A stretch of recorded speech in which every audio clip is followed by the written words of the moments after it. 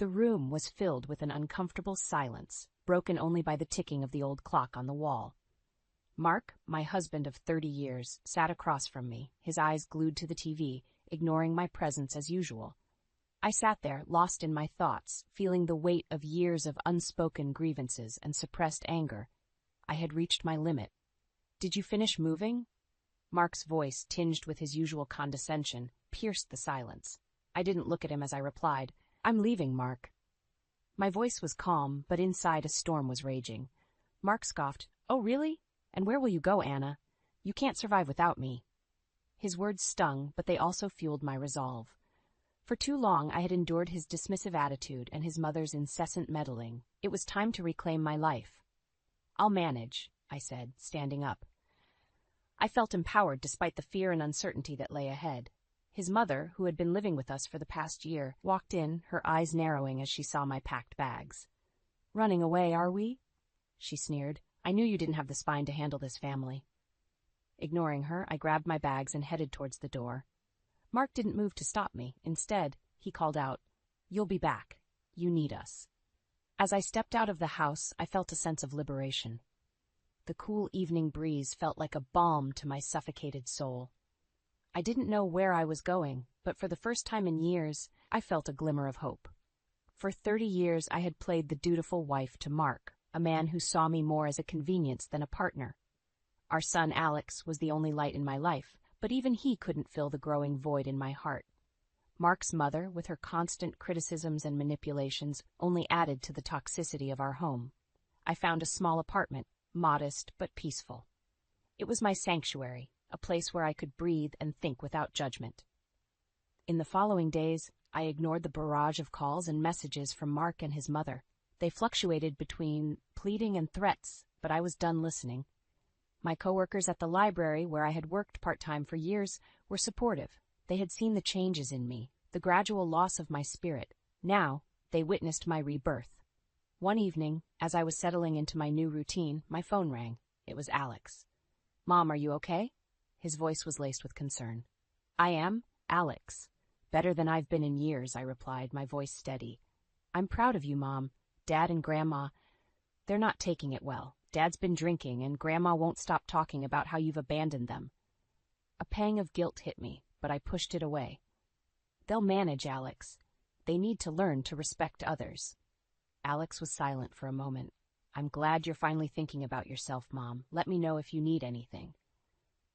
As I hung up the phone, I realized this was just the beginning. Mark and his mother had underestimated me for years. It was time to show them that I was no longer the woman they thought they could control. My journey of self-discovery and revenge had just begun. In my small apartment, surrounded by the few belongings I had taken with me, I reflected on the past 30 years with Mark. Our marriage, once filled with promise, had slowly disintegrated into a shadow of what it could have been. It all started blissfully. Mark was charming and attentive, and we were young, full of dreams. But as the years passed, the charm faded, revealing a man more interested in his own needs than those of his family. When Alex was born, I thought it would bring us closer, but it only highlighted our differences. Mark's idea of parenting was providing financially, leaving the emotional nurturing to me. His mother, Eleanor, always hovered in the background, her criticism of my parenting a constant drone. "Anna, you're coddling the boy too much," Eleanor would say. "Mark never needed all this fuss." I endured her jibes, focusing on Alex, who grew up to be a thoughtful and independent young man, despite the tension at home. The turning point came when Eleanor moved in with us. Mark didn't even discuss it with me. I just came home one day to find her bags in the hallway. "My house is too lonely," she had said, a manipulative glint in her eye. Living with Eleanor was suffocating. She criticized everything from my cooking to the way I dressed. "Mark could have done so much better," she would often say within my earshot. But what truly broke me was discovering Mark's betrayal. I stumbled upon bank statements one day, revealing large withdrawals from our joint account, money used to fund Eleanor's gambling habit and Mark's secret indulgences. Confronting them led to heated arguments, with Mark always siding with his mother. "She's my mother, Anna. She needs this to cope with her loneliness," he would argue, dismissive of my concerns. The final straw came when I overheard a conversation between them, plotting to take control of the finances completely, reducing me to nothing but an occupant in their house. I knew then that I couldn't live in that shadow any longer. The day I left, I promised myself that they would one day understand the pain they had caused. My plan was simple yet effective. I would hit them where it hurt the most, their pride and their finances. I started by legally separating our finances, a move that shocked Mark. "What do you think you're doing?" he had yelled over the phone. "Protecting myself, something I should have done years ago," I replied, my voice calm but firm. Eleanor's reaction was even more dramatic. "You ungrateful wretch! After everything we've done for you," she screeched when she found out. But I was unmoved. The years of submission were over. I was playing by my own rules now, and this was just the beginning of their karma. The weeks following my financial independence were tumultuous. Mark and Eleanor were furious, their true natures fully exposed in their anger. I received countless calls, each more venomous than the last. "You think you're clever, Anna?" Mark hissed during one call. "You're nothing without me. You'll come crawling back." "I won't, Mark. I'm done being your puppet," I replied, my newfound strength bolstering my words. Eleanor was even more vitriolic. "You'll regret this, Anna. You've ruined our family." "There was no family to ruin, Eleanor. It was an illusion," I shot back. Despite their threats, I felt liberated. The fear that once controlled me had evaporated, replaced by a resolute desire for justice. It was time for them to face the consequences of their actions. I started by reaching out to old friends and acquaintances, sharing my story. The truth about Mark and Eleanor's manipulations and financial deceit quickly spread, tarnishing their reputations. Mark, who prided himself on his social standing, was appalled. "How could you do this to me?" he demanded during a rare face-to-face encounter. "You did this to yourself," I replied calmly. "I'm just shedding light on it." Eleanor, faced with the community's judgment, was equally distraught. "You've turned everyone against us. This is war, Anna." But I was no longer intimidated by her. "No, Eleanor, this is justice." I watched as their world crumbled. Mark's friends began to distance themselves, wary of his tarnished image. Eleanor's social circle, once a source of her pride, dwindled as the truth about her gambling and manipulation spread. But I didn't stop there. I knew their financial instability was their weakest point. With the help of a lawyer, I began the process of claiming my share of our joint assets, ensuring that Eleanor's gambling debts were exposed and Mark's mismanagement of our finances was brought to light. The court proceedings were grueling, but I stood my ground. Mark and Eleanor's attempts to discredit me fell flat, their lies and deceit no match for the truth. As the judge ruled in my favor, granting me a significant portion of our assets, I saw the defeat in Mark and Eleanor's eyes. It was more than just a legal victory. It was a moral one. "You've destroyed us, Anna," Mark said, a shadow of his former arrogant self. "No, Mark. You destroyed us long ago. I'm just picking up the pieces," I replied. Walking out of the courtroom, I felt a weight lift off my shoulders. For the first time in years, I looked forward to the future, free from the chains of my past. Mark and Eleanor's downfall was the first step in my journey of reclaiming my life, and I was ready for whatever came next. The aftermath of the court ruling was a whirlwind. With my rightful share of the assets, I began building a life free from Mark and Eleanor's shadow. Their reactions, however, were a mixture of disbelief and fury. "You can't do this to us, Anna," Mark exclaimed over the phone one evening, his voice laced with desperation. "I've done nothing but take back what's mine," I replied firmly. "You should have thought about the consequences before you betrayed me." Eleanor's response was more underhanded. She tried to rally family members against me, painting herself as a victim. But her attempts were futile. The truth about her had spread too far. "Anna, you're tearing this family apart," she accused during a chance encounter at the grocery store. "This family was broken long before I left," I countered, not giving her the satisfaction of seeing me upset. I relished the freedom of living on my own terms. I changed my phone number, cutting off their direct line of harassment. I also started volunteering at a local shelter, finding solace in helping others who had faced similar struggles. But my quest for justice wasn't over. I learned that Eleanor was planning to contest the court's decision, still clinging to the hope of reclaiming the money for her gambling habits. "You won't get away with this, Anna. I'll make sure of it," she threatened in a message relayed through a relative. In response, I fortified my legal defenses, prepared to counter any move she made. I was no longer the woman who shied away from confrontation. I was a fighter, standing up for what was rightfully mine. Mark, meanwhile, was crumbling under the pressure. His once pristine image was now tarnished, and his career suffered as a result. The friends and connections he valued so much were now distancing themselves, unwilling to associate with a man caught in scandal. "You've ruined me, Anna," he lamented during a rare moment of reflection. "You ruined yourself, Mark. I just exposed the truth," I replied. As the weeks turned into months, I watched as their once secure world disintegrated. Eleanor's attempt to contest the court's decision failed miserably, leaving her financially and socially bankrupt. Mark's career continued its downward spiral, his reputation irreparably damaged. But despite their downfall, I felt no joy in their suffering. It was a necessary step in my journey, but it was not the end.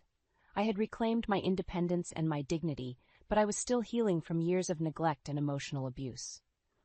As I continued to rebuild my life, I focused on finding peace and happiness within myself. I had emerged from the shadows of my past, stronger and more resilient. My story was not one of revenge, but of emancipation, a testament to the strength of the human spirit in the face of adversity. Several months had passed since the court's decision, and the ripples of my actions were still felt. Mark and Eleanor, now estranged from most of their acquaintances, were living a shadow of their former lives. One day, I received an unexpected visit from Alex. He looked troubled, his usually bright eyes clouded with concern. "Mom, I just came from seeing Dad and Grandma," he began, his voice heavy. They're not doing well." I offered him a seat and a warm cup of tea. "Tell me what happened, Alex." He sighed deeply before continuing. "Dad's been let go from his job, his drinking, it's gotten worse. And Grandma, she's lost everything to gambling. They're selling the house." I listened, my heart aching for Alex. Despite everything, they were still his family. "Mom, did we go too far?" he asked, his voice barely above a whisper. "Alex, we stood up for what's right. They made their choices," I replied, my voice tinged with sadness. The news of their misfortune didn't bring me joy. Instead, it was a somber reminder of the consequences of a life lived without integrity and respect for others. The following weeks were filled with whispers and rumors. Mark and Eleanor's house, once a symbol of their success, was now on the market. Their fall from grace was complete. I heard from a mutual acquaintance that Mark had tried to find work, but his reputation preceded him. Eleanor, meanwhile, had become a pariah in her social circles, her gambling addiction now public knowledge. One evening, while I was out for a walk, I saw Mark. He was a shadow of the man he once was, his posture slumped, his eyes hollow. Our paths crossed, and for a moment we stood there in silence. "Anna, he began, his voice cracking. "There's nothing to say, Mark," I interrupted. "You chose your path." He nodded slowly, a resigned look in his eyes.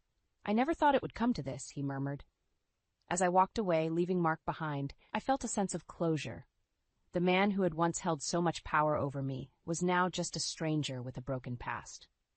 Eleanor, too, faded into obscurity. Her once lively demeanor was now subdued, the realities of her actions finally catching up to her. As the chapter of Mark and Eleanor closed, I realized that my journey was about more than revenge. It was about reclaiming my life and finding peace. I had stood up to my oppressors, not for vengeance, but for justice and self-respect. The experience had taught me the power of resilience and the importance of standing up for oneself. As I continued to build my new life, I did so with a newfound strength and a heart ready to embrace the future.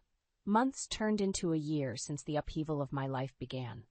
In this time, my journey of self-reinvention continued, with each day bringing new strengths and realizations. The downfall of Mark and Eleanor was not my endgame. It was merely a byproduct of my pursuit for justice and respect. One crisp autumn afternoon, I sat in my cozy living room, the warm sunlight streaming through the window, reflecting on the changes. The phone rang, interrupting my thoughts. It was Alex. "Mom, I wanted to tell you something," Alex said, his voice brimming with excitement. "Sarah and I are getting married, and we'd love for you to help us with the planning." Joy surged through me. That's wonderful news, Alex. Of course, I'd love to help. Our conversation was filled with laughter and plans for the future, a stark contrast to the calls filled with distress and despair from the past. A few days later, while out for my regular walk, I encountered Eleanor. She seemed smaller, diminished somehow. Our eyes met, and there was a brief flicker of something, regret perhaps, or realization in hers. "Anna," she began, her voice quivering. I'm sorry." The apology, unexpected and late, caught me off guard. "Eleanor, your actions brought you here. I hope you find some peace." As I walked away, leaving Eleanor standing alone, I realized the full extent of my transformation. I no longer harbored anger or resentment. I had moved beyond the need for revenge. The wedding planning with Alex and Sarah was a joyful affair. It was during these moments, surrounded by love and hope, that I truly appreciated the beauty of moving forward. The day of the wedding arrived, a beautiful ceremony filled with laughter and tears of joy. Watching Alex and Sarah, so full of love and promise, I felt a sense of accomplishment. Despite the challenges, we had emerged stronger. In my toast, I said, "Life brings many challenges, but it's how we face them that defines us." Today, we celebrate love, resilience, and new beginnings. As the evening drew to a close, I looked around at the happy faces, feeling content. I had not only survived, I had thrived. In the years that followed, Mark and Eleanor remained distant memories. I heard through the grapevine that they had moved away, each carrying their own burdens. My life, once overshadowed by their presence, was now my own. I found fulfillment in my work, joy in my role as a mother and friend, and peace in my solitary moments. As I sat in my garden one sunny afternoon watching the flowers bloom, I realized this was what true freedom felt like. My journey had been long and fraught with obstacles, but it led me to a place of contentment and strength. The end of my marriage was not the end of my story. It was the beginning of a new chapter, one where I was the author of my own life, and in this new chapter I found happiness, peace, and a sense of self that no one could ever take away.